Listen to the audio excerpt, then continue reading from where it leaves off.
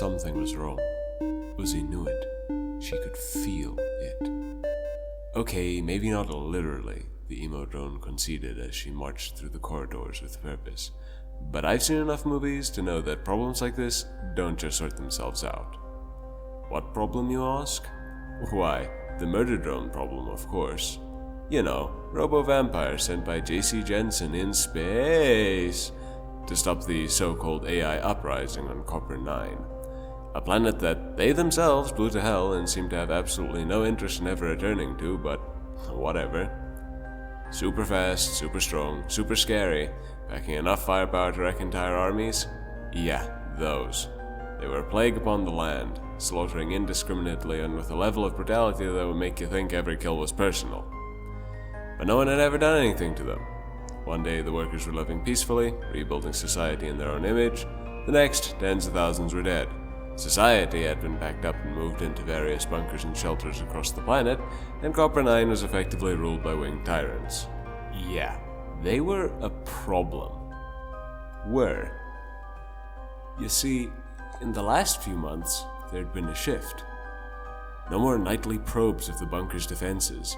No more wailing, mangled workers left in the open as painfully obvious traps. No more entire supply run parties, leaving and never coming home. Sure, they would report losing a straggler or two every other trip or so, but just the fact that anybody returned to report anything was a big deal. Or at least it should have been. There were various theories. Some thought the murder bots had simply found richer hunting grounds and decided to stop wasting energy against the bunker's impenetrable doors. Others thought their insatiable bloodlust caused them to turn on each other once regular prey was no longer readily available. And the more stupid, optimistic among them thought that the humans had come to their senses and recalled their mechanical boogeymen.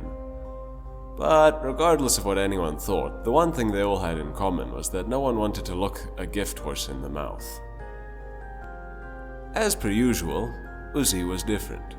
She was smarter, also as per usual. So what if the murder drones had found someone else to pick on? Eventually, that supply would run out as well, and then they'd be back even more determined than before. So what if they had mauled each other to death? J.C. Jensen in space would likely send more of them at some point. Probably upgraded and reprogrammed so the same incident wouldn't happen again. And as for the humans calling them back, well. 3 teen drones jumped back all at once when the scene kid walking by them suddenly let out a belly laugh.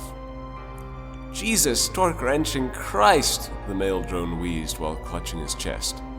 Ew, even her laugh is ugly, the cheerleader sneered.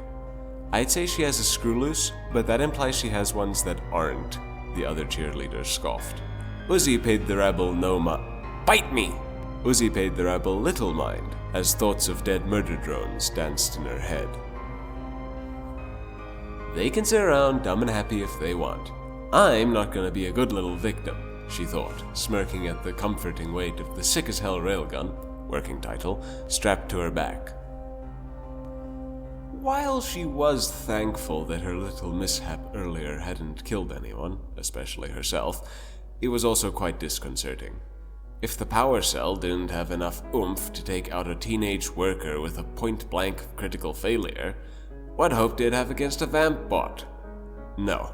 It needed more power, and if there was one thing she couldn't get inside the bunker, it was more power. Not that she'd gotten most of the materials for her pet project inside the bunker anyway. Now, you may ask, how could she be so skeptical of the murder drone reprieve, yet still use it to her advantage several times for her own clandestine shopping trips? Bite me, Uzi growled at a male drone sipping from an oil box.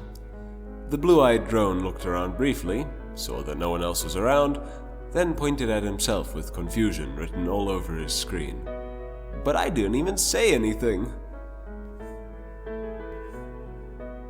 3 a.m., the witching hour. For all the different religious beliefs, folklore, and legends that persisted through human culture since time immemorial, and all the debates and fights over them, it was kind of funny how so many of them regarded 3 a.m. as a time when bad things happened.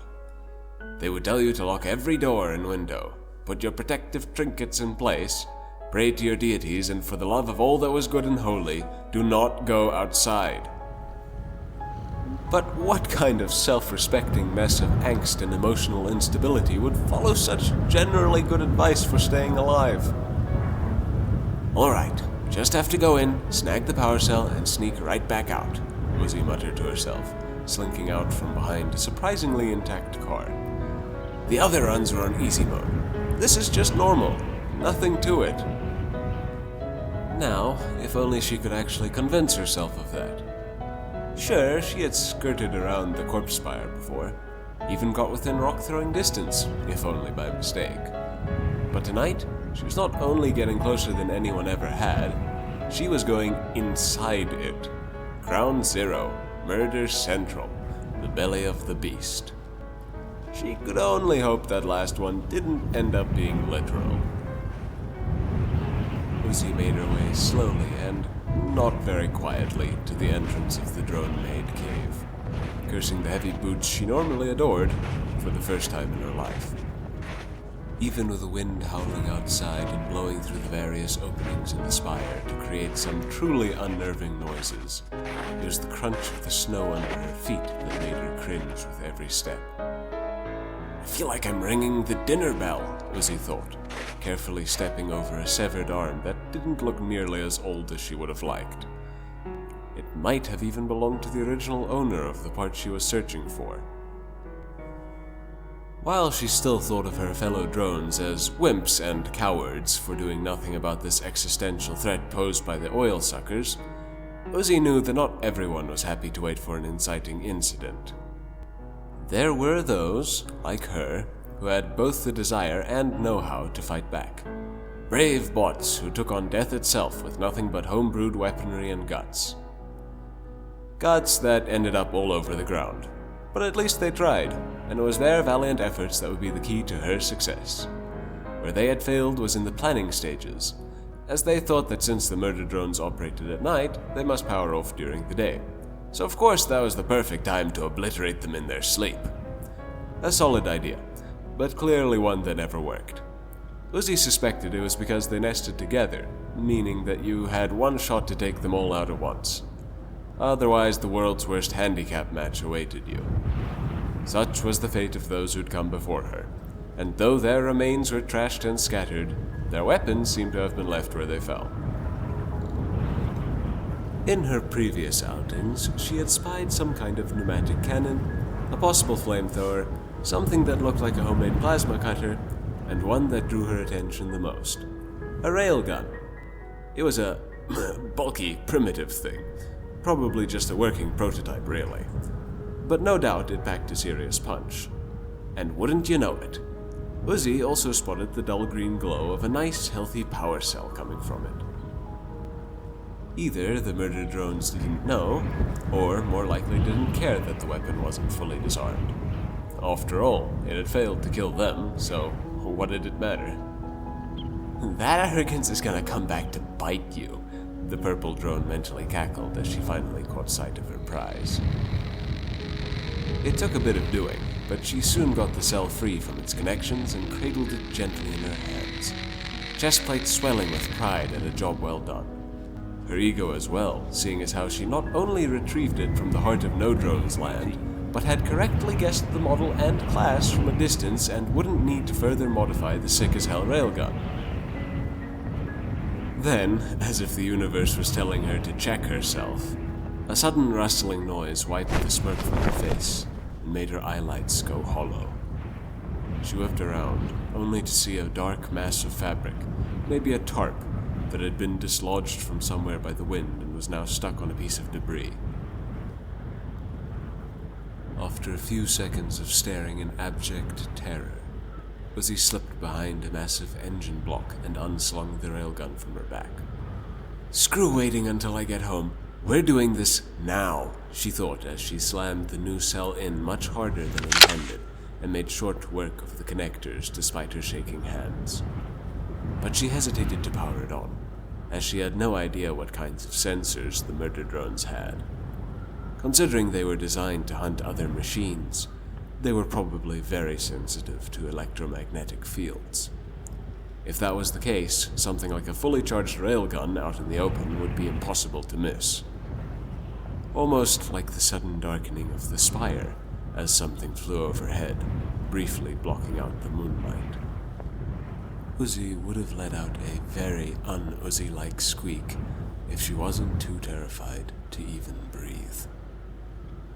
In that moment, all thoughts of fighting the terrors that flapped in the night fled like the cowards she hated.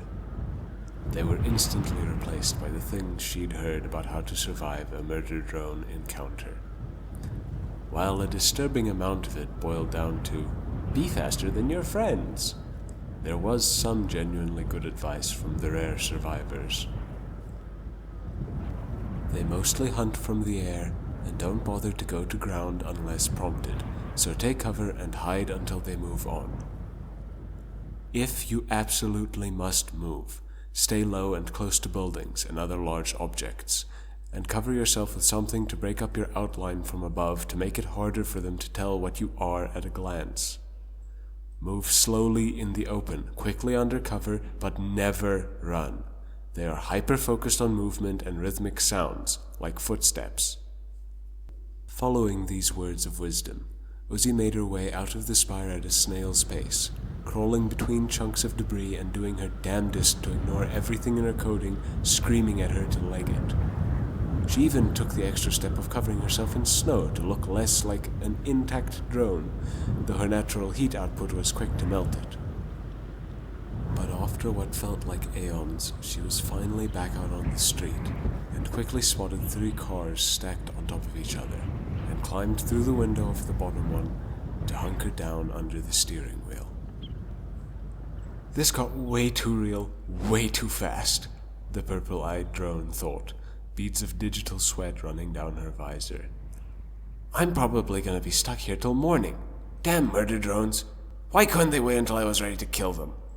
Uzi ground her teeth and mustered the courage to climb up onto the seat and peek out through the window she'd crawled through. Nothing. No ominous shadows, glinting wings, or golden X's in the darkness.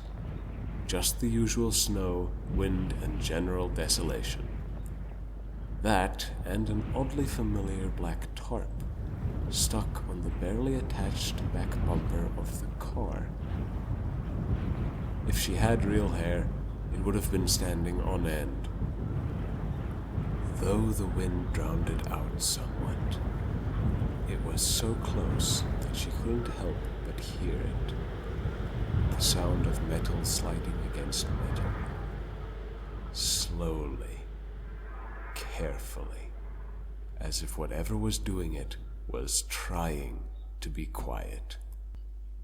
Uzi's breath hitched, and she pressed her back against the seat, not daring to look behind it, clutching at her railgun for dear life as her hand inched towards the safety switch.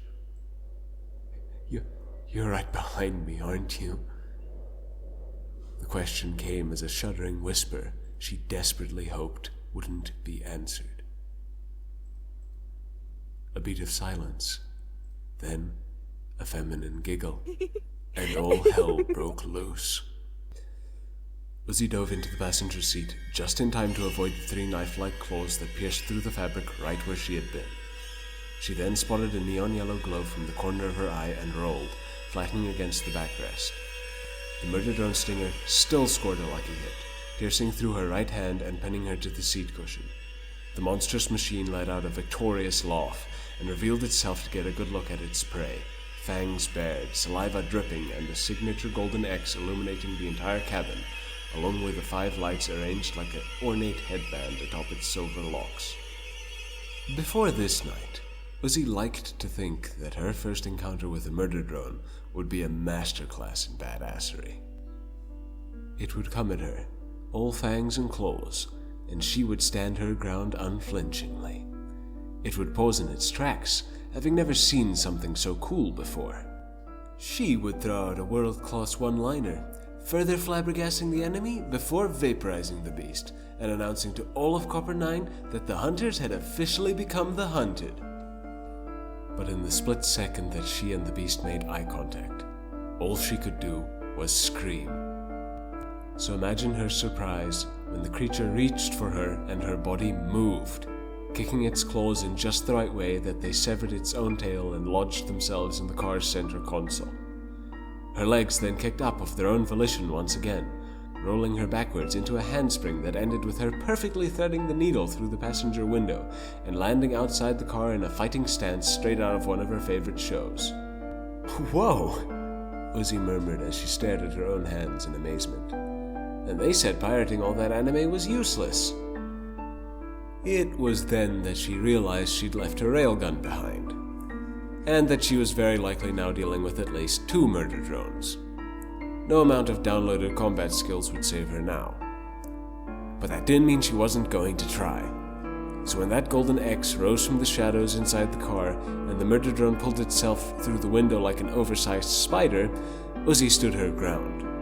If she could get to the gun, she could at least kill one of them. And if I've got any kind of luck, maybe that'll scare the other one off, Uzi thought with absolutely no confidence.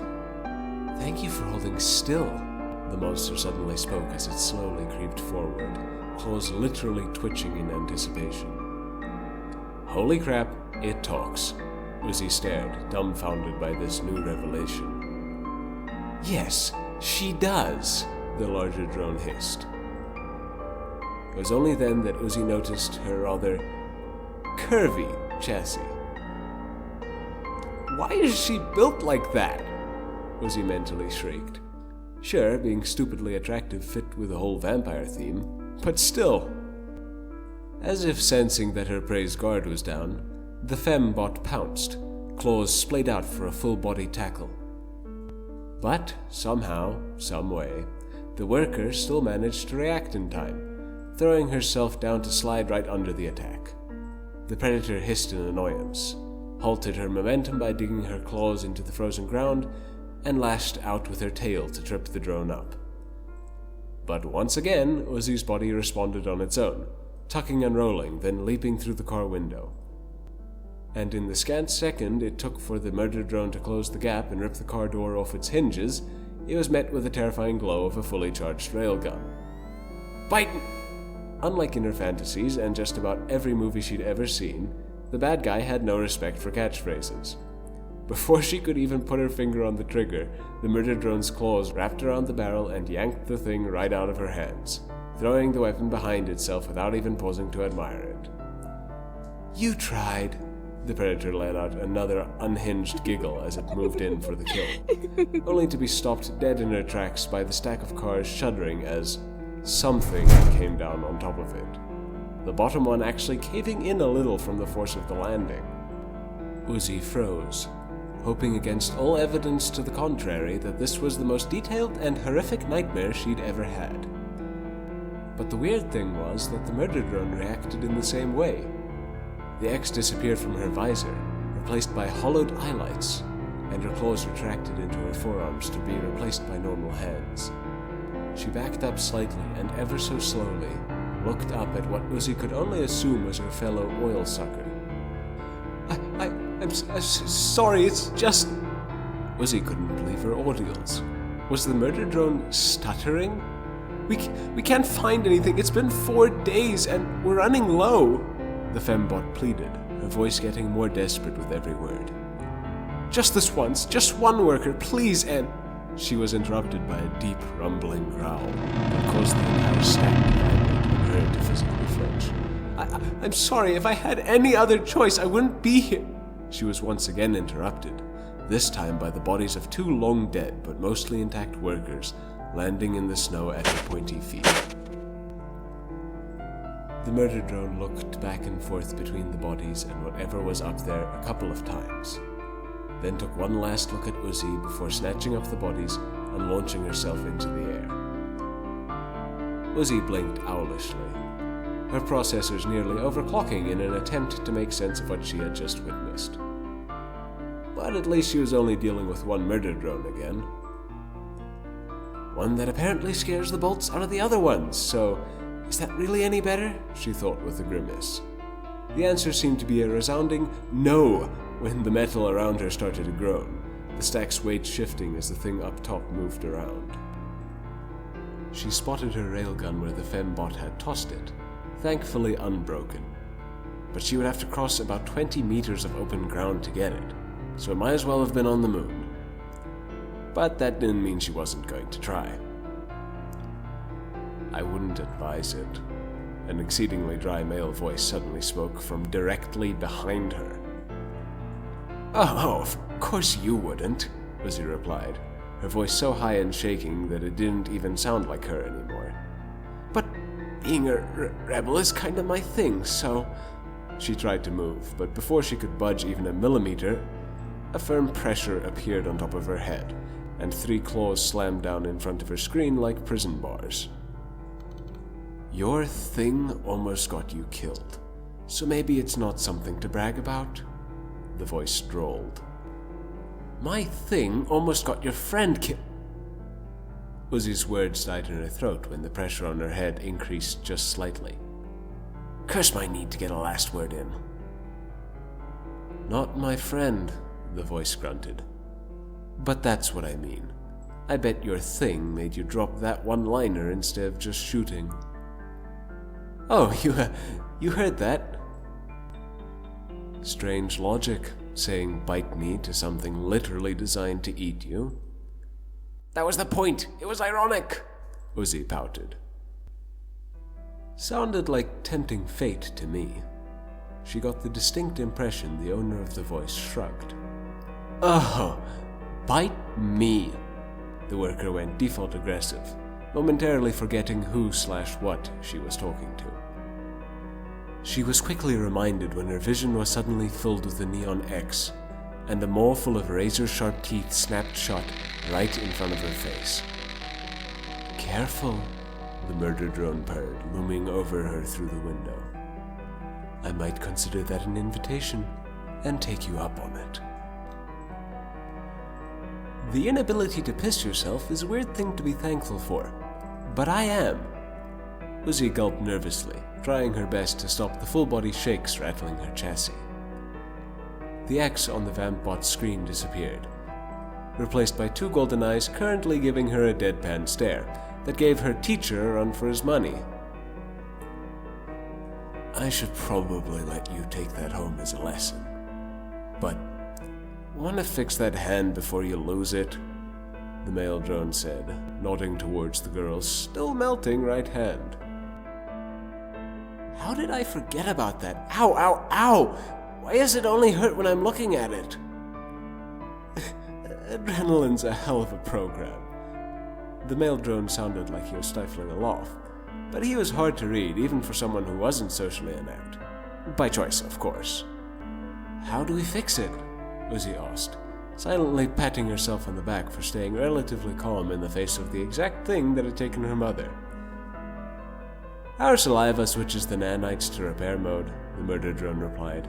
But they've been disassembling you for a while now, so you'll need a bigger dose. Meaning...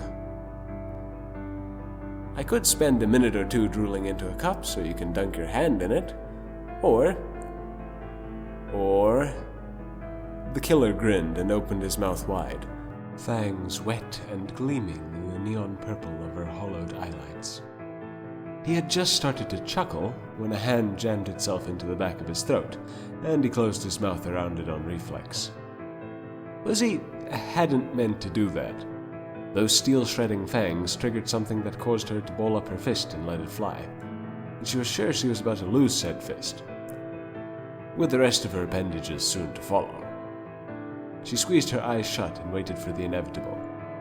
A second passed, then another, and another. And aside from the initial sting of his teeth closing around her wrist, nothing happened. You know, aside from the indescribably gross feeling of someone's tongue on her hand. She opened her eyes and was met with the sight of someone hoisted by their own petard. You were just messing with me and I called your bluff, didn't I? Mm-hmm, the murder drone grumbled with a slight nod. Huh. Well, name's Uzi. What's yours? She thought about just letting it go, but quickly decided that the last thing she wanted right now was silence. If there was ever a time for a distraction, it was now. The murder drone rolled its eyes, but answered anyway. Serial designation N. Nice to meet you. You are weirdly good at talking with your mouth full, Uzi observed, only to be met with an even deeper deadpan and the feeling of teeth closing around her wrist again. Okay, should have kept that to myself. Sorry. The Deathbot watched her with narrowed eyes until a soft ding, not unlike an oven timer, sounded from his head and he spat out her hand. True to his word, it was good as new. Slimy and attached to memories that were going straight into a hidden and heavily encrypted folder, but good as new. Have fun repressing that, N said, as if reading her mind, and disappeared from her sight. Now run along before this somehow gets weirder. That was a fantastic, amazing, supremely logical idea. Far better than any possible alternative. So, of course, Uzi took a moment to weigh her options and decided to try her luck. She was cut off by the sound of N smacking his lips. You know, on second thought, your oil is pretty tasty. So if you want to stick around... By the time Uzi got back to her room, she was still in a daze. As the door shut behind her, she stared at her pristine right hand, then proceeded to smack herself in the face with it. Hard. For the 5th time since she had been allowed to walk away from the place that by all rights should have been her tomb. And just like the last 4 times, it hurt. A lot. This isn't a dream, she muttered, rubbing her cheek. I really did fight a murder drone, talked to another one, and still made it back alive. A grin slowly stretched across her face. Sounds like I just passed the main character test. Uzi spent the rest of the night giggling to herself as she thought of all the opportunities that were now actual possibilities instead of pipe dreams. Because, after all, what kind of main character would she be if she didn't work her plot armor like a jaded retail employee with no other prospects?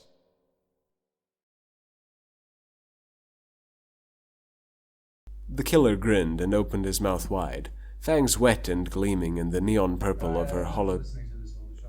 What the Gasper!